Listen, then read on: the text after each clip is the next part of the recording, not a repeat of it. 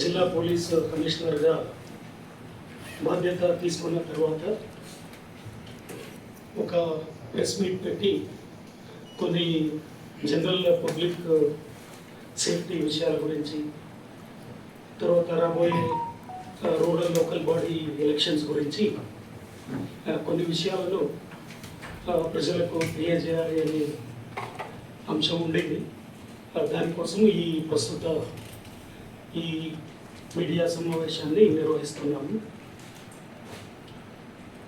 సిద్దిపేట జిల్లా police commissioner ప్రదేశాలలో అన్ని విధాలుగా పబ్లిక్ సేఫ్టీని మెరుగుపరుస్తూ ప్రజా కేంద్రితమైన పోలీసింగ్ వ్యవస్థని ఇంకా కొనసాగించే దిశలో నేను మన అధికారులతో కలిసి ఒక టీం వర్క్ లాగా పనిచేయాలని భావిస్తున్నాను. ఇప్పటి వరకు ఏదైతే మంచి పనులు మన అధికారులు చేసుకుంటూ వచ్చారో అవన్నీ కంటిన్యూ చేస్తూ ఇంకా ఎక్కడైతే ఇంప్రూవ్మెంట్ అవసరం ఉందో అవన్నీ ఇంప్రూవ్ చేసుకుంటూ ప్రజా కేంద్రితమైన పోలీసింగ్ వ్యవస్థ, పోలీసు సేవలు ప్రజలకు ఎలా టైంలో అందుబాటులో ఉండే విధంగా అన్ని రకాల చర్యలు తీసుకోవడానికి అన్ని ప్రయత్నాలు అందరూ చేస్తాము. జిల్లాలో కొన్ని ముఖ్య సమస్యలు కూడా నా దృష్టికి వచ్చినాయి గత 2-3 రోజుల్లో. వాటిలో చాలా ముఖ్యంగా ఈ crimes against women, particularly married women harassment కేసులు ఎక్కువ అన్ని పోలీస్ స్టేషన్లో నమోదవుతున్నాయి అనేది నా దృష్టికి వచ్చింది. ఆల్రెడీ మన పోలీస్ కమిషనరేట్లో ఒక ఉమెన్ పోలీస్ స్టేషన్ కౌన్సిలింగ్ కర్తవ్యాన్ని నిర్వహిస్తుంది. అదేవిధంగా స్నేహిత అనే కౌన్సిలింగ్ సెంటర్ కూడా ఎన్జిఓ సహకారంతో మన కమిషనరేట్లో పనిచేస్తుంది. అదేవిధంగా మహిళలు, బాలికల పైన జరిగే నేరాలను పరిశోధించే క్రమంలో పోలీసు దర్యాప్తు అధికారులకు సహాయ స్టేషన్, తర్వాత స్నేహిత సెంటర్స్ చాలా మంచిగా పనిచేస్తున్నాయి. ఎక్కడైతే కౌన్సిలింగ్లో కూడా ఈ ఇష్యూ రెసాల్వ్ కానివి ఏవైతే ఉన్నాయో అవి పోలీస్ స్టేషన్లో కేసులు కూడా నమోదవుతున్నాయి. అవి కూడా ఎక్కువ సంఖ్యలో ఉన్నాయి. ఈ అంశం పైన ఎలా ముందుకు వెళ్ళాలి అనే విషయం పైన మన అధికారులతో చర్చించి నిర్ణయాలు తీసుకుంటాము. అదేవిధంగా జిల్లాలో ఉన్న మిగతా సమస్యల గురించి కూడా అందరూ కలిసికట్టుగా పనిచేసి పబ్లిక్ సేఫ్టీని, లా అండ్ ఆర్డర్ని మెయింటైన్ చేసే విషయంలో పనిచేస్తాము. ఇంకా అక్కడక్కడ నన్ను కలుస్తున్న ప్రజలు, పిటిషనర్స్ చెప్పే విషయాలను నేను గమనిస్తూ ఉన్నాను. ముఖ్యంగా అక్కడక్కడ ఈ పల్లెటూరులో ఈ ఓపెన్ ప్లేసెస్లో పేకాట ఆడడము, తర్వాత ఆల్కహాల్ కన్జ్యూమ్ చేసి పబ్లిక్ ప్లేసెస్లో పబ్లిక్ న్యూసెన్స్ క్రియేట్ చేయడము, తర్వాత యువతలో చాలామంది ఈ గాంజా కన్జ్యూమ్ చేయడము, దాని ద్వారా పల్లెటూర్లలో కూడా ఇబ్బందులు ఎదురవుతున్నాయనే విషయం కూడా నా దృష్టికి వచ్చింది. అదేవిధంగా జిల్లాలో ఈ రోడ్డు ప్రమాదాలు కూడా ఎక్కువ సంఖ్యలోనే నమోదవుతున్నాయి. చాలామంది డ్రైవింగ్ లైసెన్స్ లేకుండా సరిగా డ్రైవింగ్ రాని వ్యక్తులు, చిన్న పిల్లలు కూడా మైనర్ డ్రైవింగ్, తర్వాత మద్యం మత్తులో బండి నడపడము, తర్వాత అతివేగంగా బండి నడపడం, ఇటువంటి కారణాల వల్ల ఈ రోడ్డు ప్రమాదాలు కూడా అతి ఎక్కువ సంఖ్యలోనే నమోదవుతున్నాయి అనేది నా దృష్టికి వచ్చింది. ఇవన్నీ మన అధికారులందరినీ కూడా అప్రమత్తం చేసి ఆల్రెడీ ఏదైతే చర్యలు తీసుకుంటున్నారో వాటిని ఇంకా కఠినతరమైన చట్టపరమైన చర్యలు తీసుకొని ఇవన్నీ విషయాల్లో చాలా కఠినంగా వ్యవహరించి లా అండ్ ఆర్డర్ని మెయింటైన్ చేసే దిశలో మన అధికారులందరితో కలిసి పనిచేస్తాము. అదేవిధంగా మిగతా ఇల్లీగల్ యాక్టివిటీస్, ఈ అక్రమ వ్యవహారాలు, ఇల్లీగల్ యాక్టివిటీస్ ఏవైతే ఉన్నాయో వాటిని కూడా అన్ని 1 by 1 we will take strict action. ఇది మన జనరల్గా మన లా అండ్ ఆర్డర్ మెయింటెనెన్స్ విషయంలో జిల్లా పోలీసు ఒక పాలసీ. అదేవిధంగా రాబోయే ఈ రూరల్ లోకల్ బాడీ ఎలక్షన్స్ విషయంలో already state election commission notification గత నెలలో చివరి వారంలో నోటిఫికేషన్ విడుదల చేసింది. ఆ నోటిఫికేషన్ ప్రకారంగా already model code of conduct అనేది ప్రస్తుత జారీలో ఉంది రాష్ట్రం అంతటా, ఈ జిల్లాలో కూడా.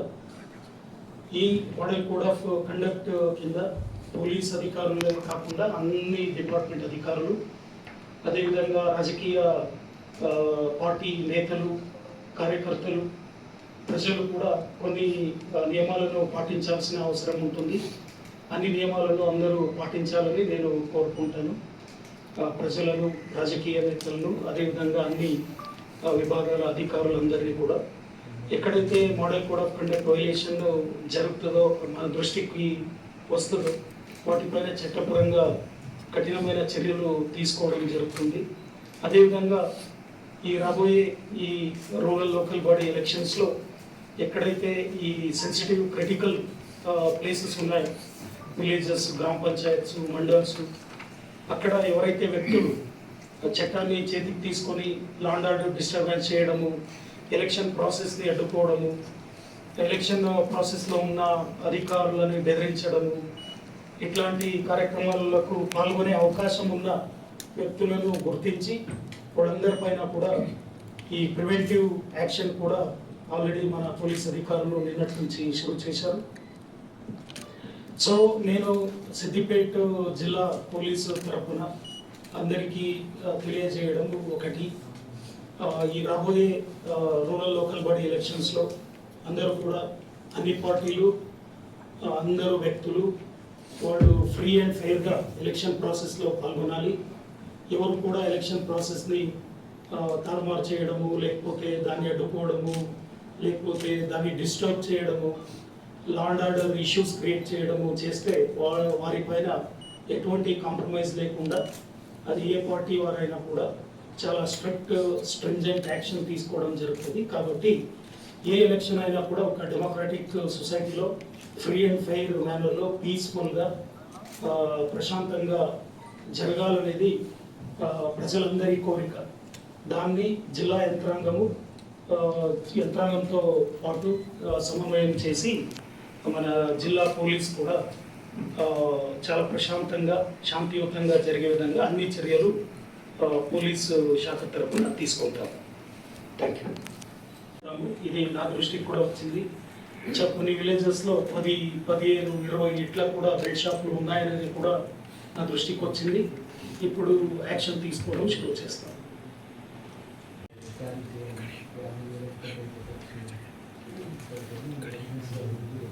ఎస్, ఇప్పుడు ఆల్రెడీ 5 ప్లేసెస్లో స్టాటిక్ సర్వేలెన్స్ టీమ్స్ పనిచేస్తున్నాయి. అంటే check post, inter departmental check పోస్టులు, అదేవిధంగా ఫ్లయింగ్ స్క్వాడ్స్ కూడా ఏర్పాటైనాయి. ఇప్పుడు ఈ మోడల్ కోడ్ ఆఫ్ కండక్ట్లో భాగంగా ప్రజలు కూడా కొన్ని విషయాలను గమనించాల్సిన అవసరం ఉంటుంది. 50,000 కంటే ఎక్కువ క్యాష్ని ఎవరు కూడా క్యారీ చేయొద్దు అనేది ఉంది. దాంట్లో కొన్ని నిబంధనలు ఉన్నాయి. కొందరు రైతులు వాళ్ళ వ్యవహారాలకు వాళ్ళు క్యారీ చేసుకుంటూ ఉంటారు. వాటికి మినహాయింపు కూడా ఉంది. దాన్ని అధికారులు డీటెయిల్ వివరంగా సమీక్షించి వాటికి మినహాయింపు ఇస్తారు. అదేవిధంగా ఎలక్షన్ దగ్గర పడే కొద్దీ ఈ ఆల్కహాల్, డబ్బులు, ఇతర వస్తువులను ఇచ్చి ఓటర్లను ఆకర్షించే ప్రయత్నంలో కొందరు పనిచేస్తారు. అటువంటివన్నీ ఇల్లీగల్ యాక్టివిటీస్ కాబట్టి ఖచ్చితంగా పోలీస్ అధికారులు, తర్వాత ఫ్లయింగ్ స్క్వాడ్స్, తర్వాత ఇతర అన్ని విభాగాల అధికారులు అందరూ కూడా అప్రమత్తంగా ఉంటారు. ఎక్కడైతే ఇటువంటివి పబ్లిక్ దృష్టికి వస్తాయి, బికాజ్ ఇది చాలా విస్తృతంగా ప్రతి ఊర్లో జరిగే ఎలక్షన్ కాబట్టి, ప్రతి ఊర్లో కూడా కాంపిటీషన్ ఉంటుంది కాబట్టి, పోటీ ఉంటుంది కాబట్టి, ప్రజలు కూడా చాలా ప్రజ్ఞావంత ప్రజలు ముందుకొచ్చి ఇటువంటి చట్ట వ్యతిరేక కార్యకలాపాలు, ఓటర్లను ఆకర్షించడానికి, మభ్యపెట్టడానికి ఏవైతే జరుగుతాయో వీటిని పోలీసు దృష్టికి తీసుకురావచ్చు. నాకు కూడా నేరుగా ఫోన్ చేసి కానీ, వాట్సాప్లో కానీ ఫొటోస్, వీడియోస్ తీసి, లొకేషన్ షేర్ చేసి పంపించినా కూడా వెంటనే ఖచ్చితంగా ప్రతి కంప్లైంట్ పైన కూడా స్పందిస్తాము, కఠినమైన చర్యలు తీసుకుంటాము. అదేవిధంగా టెంపుల్స్లో, మస్జిద్లో, చర్చిలో వెళ్ళి అక్కడ ఓటర్లను జమ చేసి అక్కడ మతపరమైన, జాతి, కులపరమైన ప్రచారాలు చేసి ఓట్లు అడగడం కూడా వ్యతిరేకం, చట్ట వ్యతిరేకం. అటువంటివి కూడా ఎవరు కూడా, ఏ రాజకీయ పార్టీ నేతలు, ఎలక్షన్లో పోటీ చేసే వ్యక్తులు, అనుచరులు ఎవరు కూడా అటువంటి కార్యకలాపాల్లో పాల్గొనవద్దు అని నేను విజ్ఞప్తి చేస్తాను. అటువంటి వాటిలో పాల్గొంటే మాత్రము ఖచ్చితంగా స్ట్రిక్ట్ యాక్షన్ తీసుకుంటాం. Thank you. Sir, is there any sensitive areas are identified as in the Gram Panchayat elections? ఇప్పుడు దాదాపు ఒక 94 నిన్నటి వరకు జరిగిన మన పోలీస్ అధికారులు, రూరల్ లోకల్ బాడీ అధికారులు, రెవెన్యూ అధికారులు, ముగ్గురు అధికారులు స్థానికంగా కూర్చొని సమీక్షించి 94 గ్రామ పంచాయతీలను ఐడెంటిఫై చేశారు. వాటిలో దాదాపు 500-600 వరకు పోలింగ్ స్టేషన్స్ క్రిటికల్ ఉన్నాయి, సెన్సిటివ్ ఉన్నాయని ఐడెంటిఫై చేశారు. అది ఈరోజు రేపు మళ్ళీ పునః సమీక్షించి దాన్ని ఇంకా గ్రౌండ్ లెవెల్లో ఏదైతే పరిస్థితి ఉందో దానికి తగ్గట్టు దాన్ని రియలిస్టిక్గా తయారు చేస్తారు. ముఖ్యంగా ఈ కొన్ని మండలాలు మా దృష్టికి కూడా వచ్చినాయి. నంగునూరు మండల్ అనేది చాలా ఇష్యూస్ క్రియేట్ చేస్తున్నారు. ప్రతి అక్కడ పనిచేసే ఎంపీడీఓస్ కానీ, ఎంఆర్ఓస్ కానీ అందరినీ కూడా ఇబ్బంది పెట్టడము, పని చేయకుండా చేయడం అనేది పోలీసు దృష్టికి కూడా రెవెన్యూ అధికారులు తీసుకొచ్చారు. ఇప్పటి నుంచి అటువంటి మండలాలు, విలేజెస్ పైన, గ్రామ పంచాయతీల పైన ప్రత్యేక నిఘా పెట్టి ఇటువంటి దౌర్జన్యం చేసేవాళ్ళు, రౌడీజం చేసేవాళ్ళు, ఈ గూండాగాళ్ళందరినీ కూడా ఐడెంటిఫై చేసి ఖచ్చితంగా స్ట్రిక్ట్ యాక్షన్ తీసుకొని చట్టపరంగానే కంట్రోల్ చేస్తాం.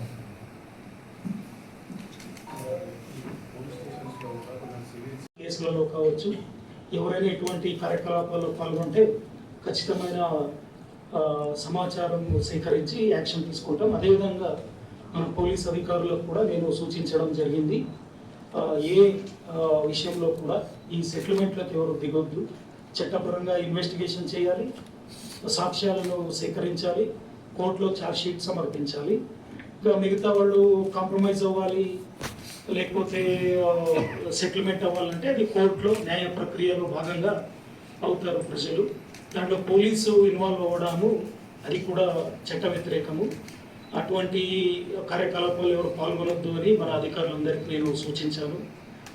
ఇంకా ఎవరైనా మాటని ఉల్లంఘించి, సూచనలను ఉల్లంఘించి ఎవరైనా అటువంటి కార్యకలాపాల్లో పాల్గొంటే ప్రజలు నా దృష్టికి తీసుకొస్తే, మా సీనియర్ అధికారుల దృష్టికి తీసుకొని వస్తే ఖచ్చితంగా ఈ క్రమశిక్షణ చర్యలు తీసుకొని అటువంటి అధికారులను కూడా సరిదారికి తీసుకొస్తాం.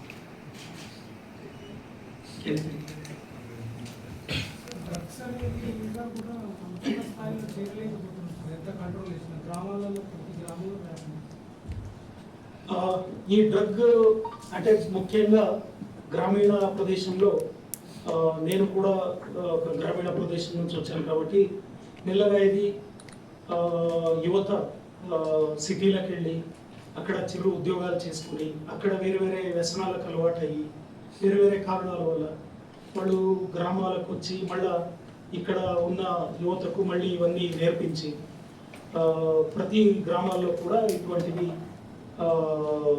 జరుగుతున్నాయి. ఈ గాంజా, ముఖ్యంగా గాంజా సేవన అనేది జరుగుతుంది అనేది ఇది అందరికీ తెలిసిన విషయం. దీంట్లో ఏది సీక్రెట్ ఏం లేదు, ఇది ఓపెన్ సీక్రెట్. ఇప్పుడు పోలీసు మాత్రమే దీన్ని అరికట్టలేరు. దీనికి ప్రజలు, తల్లిదండ్రులు, కుటుంబము, గురువులు, టీచర్సు, అదేవిధంగా ప్రజా ప్రతినిధులు, ఊర్లో ఉన్న పెద్దలు అందరూ కూడా ఇటువంటి పనులలో పాల్గొంటున్న వ్యక్తులను ఐడెంటిఫై చేసి వాళ్ళని మా దృష్టికి తీసుకొస్తే వాళ్ళు కౌన్సిలింగ్ చేయడం ద్వారా కానీ, లేకపోతే చాలా నటోరియస్గా ఉన్న వాళ్ళపైన, లేదా ఇటువంటివి సప్లై చేసి డబ్బులు సంపాదిస్తున్న వాళ్ళపైన చాలా కఠినంగా చర్యలు తీసుకుంటారు. అదేవిధంగా ప్రజలు, పెద్దలు, తర్వాత మన ప్రజాప్రతినిధులు, తర్వాత గురువులు అందరూ, మీ మాధ్యమ ముఖ్యంగా అందరికి కూడా నా రిక్వెస్ట్ ఏంటంటే అందరూ కూడా ఈ గాంజా సేవన ఇటువంటివి ఎవరు కూడా లైట్గా తీసుకోవద్దు. ఏ ఊర్లో ఎవరి ఇంట్లో ఇటువంటివి ఎవరైనా చేస్తుంటే ఎవరు కూడా దాన్ని హెజిటేట్ అవ్వద్దు. మొహమాట లేకుండా పోలీస్ దృష్టికి తీసుకురండి.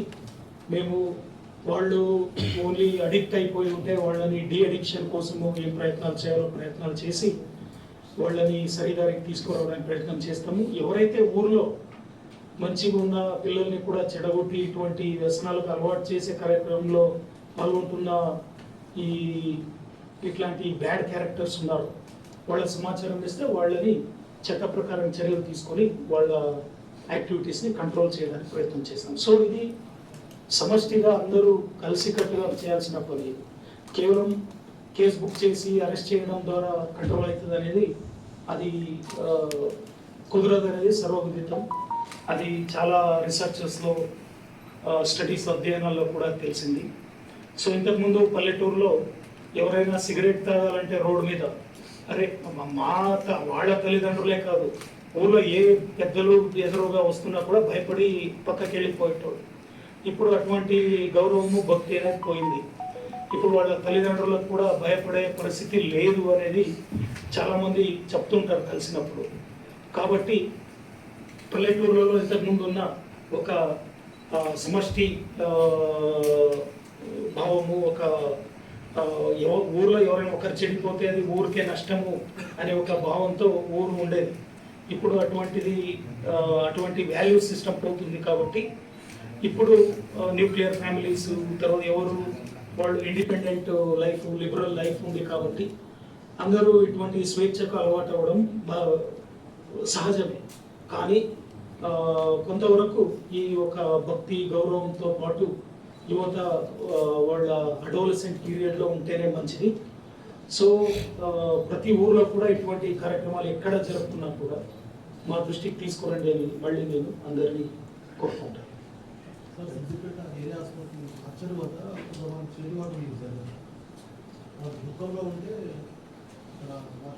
ఇది నిన్న ఒకరు ఇన్స్టాగ్రామ్లో రీల్స్ కూడా పెట్టి అది నా దృష్టికి కూడా వచ్చింది.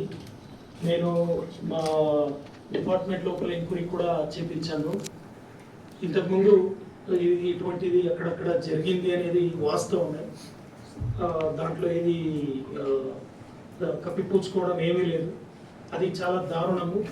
పోలీస్ అధికారిగా, ఒక ప్రభుత్వ అధికారిగా ఎవరు కూడా చట్ట ప్రకారంగా ఉచితంగా చేయాల్సిన పనికి ₹1 అడగడం కూడా అది నేరం.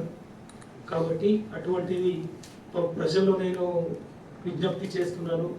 ఎవరు ఏ సాకులు చెప్పి ఏ కారణం చెప్పి అదేవిధంగా వేరే లంచాలు స్వీకరించేదో కేసు బుక్ చేస్తాము, డ్రాప్ చేస్తాము, ఇట్లాంటివి ఎక్కడ ఎవరు చెప్పిన పోలీస్ అధికారులు కానీ, వేరే అధికారులు కానీ, తర్వాత మధ్యవర్తులు కానీ ఎవరెవరు మాట నమ్మొద్దు. నేరుగా పోలీస్ స్టేషన్కి వెళ్ళాలి, వాళ్ళ కంప్లైంట్ ఇవ్వాలి. యాజ్ పర్ ఫ్యాక్ట్స్ పోలీస్ చర్యలు తీసుకుంటారు. అది కాకుండా వేరే ఇల్లీగల్ యాక్టివిటీస్ ఎవరైనా డిమాండ్ చేస్తున్నారు, మభ్య పెడుతున్నారంటే మా సీనియర్ ఆఫీసర్స్ దృష్టికి తీసుకొని రావాలని నేను ప్రజలను కోరుకుంటాను. అదేవిధంగా ఈ పోస్ట్ మార్టం విషయంలో ఉస్నాబాద్లో కానీ, గజ్వేల్లో కానీ, సిద్దిపేటలో కానీ ప్రభుత్వ ఆసుపత్రిలో పోస్ట్ మార్టం అనేది ఉచితంగా జరగాల్సిన ఒక చట్టపరమైన ప్రక్రియ. దీనికి ఏ అధికారి, ఏ సిబ్బంది కూడా ఎవరు డబ్బులు ఆకాంక్షించొద్దు. ఎవరు అట్లాంటివి అడుగుతున్నారు, ఇంకోటి మభ్య పెడుతున్నారు, లేకపోతే డిమాండ్ చేస్తున్నారు అనేది ఉంటే ఎవరు కూడా ₹1 ఇవ్వాల్సిన అవసరం లేదు. మా దృష్టికి తీసుకుని రండి. We will take strict action.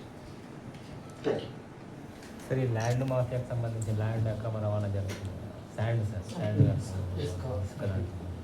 ఈ ఇసుక మట్టి విషయంలో ఒకటే, what ever state government policy ఉందో ఇసుక రీచ్ నుంచి ప్రాపర్ పర్మిషన్ తీసుకొని యాజ్ పర్ పర్మిషన్ నడిపించుకోవాలి. అది కాకుండా ఇల్లీగల్గా, అక్రమంగా, అనాథరైజ్డ్గా ఎవరైనా నడిపిస్తుంటే యాక్షన్ తీసుకుంటాం. దాంట్లో ఏమీ అనుమానం లేదు. ఓన్లీ ఈ సైలెంట్గా తెలియకుండా ఎవరైనా చేస్తున్నారంటే మాధ్యమం ద్వారా కానీ, తర్వాత ప్రజల ద్వారా కానీ మా దృష్టికి సమాచారం రావాలి. మా డిపార్ట్మెంట్ అంతర్గత ఇంటెలిజెన్స్ కూడా ఉంటుంది. ఇంటెలిజెన్స్ కలెక్ట్ చేసి యాక్షన్ తీసుకుంటాము. As per procedure, as per లానే అది జరగాలి. అది కాకుండా దాన్ని ఉల్లంఘించి పర్మిషన్ తీసుకొని ఎక్కువ నడిపించుకోవడము, పర్మిషన్ లేకుండా మధ్యరాత్రి నడిపించుకోవడము, ఇట్లాంటివన్నీ కంట్రోల్ చేయాలి, చేస్తాము. సార్ జిల్లాలో చాలా చోట్ల మట్టిని సర్ఫేస్ భూమి నుంచి తవ్వి సప్లై చేస్తున్నారు సార్, ముఖ్యంగా గజ్వేల్ ఏరియాలో బాగా జరుగుతుంది. సో దాని మీద ఏమన్నా నైట్ టైంలో జరుగుతుంది సార్. నైట్ టైం జరుగుతుందని, తర్వాత ఇటువంటి గుట్టలను తవ్వేస్తున్నారని రెగ్యులర్గా మీడియాలో కూడా నేను చూస్తున్నాను గత 2-3 రోజుల్లో. సో ఖచ్చితంగా చర్యలు ఉంటాయి. అన్ని ప్రొసీజర్ పాటించాలి. ఎవరైతే ఇటువంటివి చేస్తున్నారో ప్రొసీజర్ పాటించకుండా ఇవన్నీ అనాథరైజ్డ్గా చేస్తుంటే యాక్షన్ తీసుకుంటాం. సరే, డీజేలకు సంబంధించి పర్మిషన్ తీసుకోకుండానే నడుస్తున్నాయి. పర్మిషన్ ఇవ్వడం లేదు కదా. డీజేకి పర్మిషన్ లేదు. నిర్మల్లో 2 చనిపోయింది దాంతో. అవునవును, డీజే అనేది ఏదో ఎవరు సంబరాలు చేసుకునే వాళ్ళు పెట్టుకునేది, పోలీసు వెళ్ళి కంట్రోల్ చేసేది, ఇట్లా ఎవరు చూడొద్దు. సమాజంలో ఉన్న ప్రతి వ్యక్తి కూడా, ప్రజ్ఞావంత ప్రతి వ్యక్తి కూడా, ప్రతి రాజకీయ నేత కూడా ఆలోచించాల్సిన విషయం ఇది. అంటే పొలిటికల్ పార్టీలకే ఎక్కువ పర్మిషన్ ఎవరికీ లేదు. డీజే అనేది ఎవరు పెట్టుకోవడానికి లేదు. ఎందుకంటే ఎక్కువ సౌండ్ వచ్చే ఏ సౌండ్ కూడా ఎవరు చేయకూడదు అనేది సుప్రీంకోర్టు ఆర్డర్. 10 o'clock నుంచి మార్నింగ్ 6 వరకు. దాన్ని డీజే పెట్టినారంటే ఖచ్చితంగా ఉల్లంఘన. సో కాబట్టి ఇప్పుడు డీజే అంటే ఇప్పుడు మతపరమైన ధార్మిక ఆచరణలో భాగంగా ఊరేగింపులలో డీజే పెట్టుకోవడము, దాంట్లో యూత్ అందరూ డాన్స్ చేయడము, సంబరాల పేరు మీద ఎక్కువ నాయిస్ పెట్టి సంబరాలు చేసుకోవడము, ఇవన్నీ ఆనవాయితీగా ఇంతకాలం సంప్రదాయబద్ధంగా వచ్చినాయి. ఇప్పుడు అందరితో మళ్ళీ రెగ్యులర్గా అందరితో మీటింగ్ పెట్టి అందరికి తెలియజేస్తాము. తర్వాత దీన్ని కూడా ఖచ్చితంగా కంట్రోల్ చేయాల్సిన విషయం ఇది. ఇదేదో పోలీస్ వర్సెస్ సొసైటీ అట్లా కాదు. పోలీస్ అండ్ సొసైటీ కలిసి అగెన్స్ట్ డీజే పని చేయాలి. ఎవరు కూడా రాజకీయ నేతలు కానీ, ప్రజాప్రతినిధులు కానీ, తర్వాత స్థానిక నేతలు కానీ, పెద్దలు కానీ ఎవరు కూడా ఈ డీజేలను ఎవరు ప్రోత్సహించొద్దు. పర్టికులర్లీ పబ్లిక్ ప్లేసెస్లో, ఊరేగింపులలో ఎవరు కూడా ఈ డీజేని పెట్టొద్దు, ఎవరు ప్రోత్సహించొద్దు. పోలీసు, సమాజం అందరూ కలిసి దీన్ని అరికట్టాల్సిన బాధ్యత అందరి మీద ఉంది అని నేను భావిస్తాను. ఏదో ప్రైవేట్ ఫంక్షన్లో, ఏదో ఫంక్షన్ హాల్ లోపల ఏదో చిన్న ఏదో పెట్టుకున్నారంటే అదేం ప్రాబ్లం లేదు. బట్ రాత్రంతా పొద్దున్న దాకా, రాత్రి 2, 3, 4 వరకు డీజే పెట్టుకుని 10 మంది ఎగురుతుంటారు. అది ఎవరి కోసము, ఎవరి సంతోషము? దేవుడికి కూడా అది సంతోషం కాదని నేను భావిస్తాను. కావచ్చు ఏ ఊరేగింపులలో మతపరమైన, ధార్మిక పరమైన, ఏదైనా వ్యక్తి రాజకీయ పరమైన ఏ ఊరేగింపులలో, పబ్లిక్ ప్లేస్లలో డీజే అనేది లేదు. దాన్ని మేము కూడా పకడ్బందీగా కంట్రోల్ చేయాలని నిర్ణయం తీసుకున్నాము. అందరితో కూడా సమన్వయం చేసి దీని మీద అందరికీ అవగాహన కల్పించి దీని డిమెరిట్స్ ఏంటి, ప్రాబ్లమ్స్ ఏంటి అనేది, సమస్యలు ఏంటి అనేది అర్థం చేపించి ముందుకు వెళ్తాం. Thank you sir. One more question sir. యాక్చువల్గా సిద్దిపేట జిల్లా కేంద్రంలో ఉన్న వైన్ షాప్లో ఈవినింగ్ టైంలో ట్రాఫిక్ విపరీతంగా జామ్ అయిపోతుంది సార్. పార్కింగ్ ఎక్కువ అయిపోతుంది. ఇంతకుముందు ఓన్లీ వైన్ షాప్సే ఉంది. ఇప్పుడు మనకు అది కూడా ఇచ్చారు కదా, ఐ మీన్ పర్మిట్ రూమ్స్ ఇచ్చారు, ప్లస్ ఇక్కడ మార్ట్ ఇచ్చారు. మార్ట్ ఇక్కడ మార్ట్స్ ఉన్నాయి కదా, అట్లా దానివల్ల బాగా ట్రాఫిక్ ఇబ్బంది అవుతుంది. ఇక్కడ మళ్ళీ రోడ్డు మీద స్కూల్ దగ్గర కొన్ని ఉన్నాయి. మళ్ళీ ఇక్కడ మనం వెళ్ళేటప్పుడు కూడా కాలం పైన ఉంది సార్. యాక్చువల్గా అక్కడ చాలా ప్రమాదాలు. నగరంలో ఒక పట్టణ ప్రదేశంలో ఒకే షాప్ ముందు ఇంత రద్దీ ఉంటే ఖచ్చితంగా అది ట్రాఫిక్ అంతరాయం కలిగిస్తుంది. అదేవిధంగా రోడ్ యాక్సిడెంట్లు కూడా జరుగుతాయి. కొన్నిసార్లు చిన్న చిన్న రోడ్ యాక్సిడెంట్స్ ద్వారా కమ్యూనల్ టెన్షన్స్ కూడా అయ్యే అవకాశం ఉంటుంది. కాబట్టి డీసీపీ గారికి నేను రిక్వెస్ట్ చేస్తాను, ఇటువంటి ఆర్టిఫిషియల్ కంజెషన్ క్రియేట్ అయ్యే ప్లేసెస్, పర్టికులర్లీ వైన్ షాప్ల ముందు వెళ్ళి అది స్టడీ చేసి ప్రత్యేక కార్యాచరణ చేసి అక్కడ కన్సర్న్ షాప్ వాళ్ళు సెక్యూరిటీ గార్డ్ని, ట్రాఫిక్ మార్షల్స్ని వాళ్ళు నియమించుకోవాలి. వాళ్ళ బాధ్యత అది. ఓన్లీ షాప్ పెట్టుకుంటాము, మేము నడిపించుకుంటాము, బయట పోలీస్ చూసుకోవాలి అంటే కుదరదు. అటువంటి ఎక్కువ రద్దీ ఉన్న హోటల్ కానీ, వైన్ షాప్ కానీ, ఇంకోరు కానీ వాళ్ళు ట్రాఫిక్ మార్షల్స్ని, సెక్యూరిటీ గార్డ్స్ కూడా వాళ్ళు చర్యలు తీసుకోవాలి. దాని మీద మన అధికారులు ఇప్పటి నుంచి పనిచేస్తారు. ఇటువంటి ప్లేసెస్ని ఐడెంటిఫై చేసి will take corrective measures. Sand ఉంటాయి కదా సార్.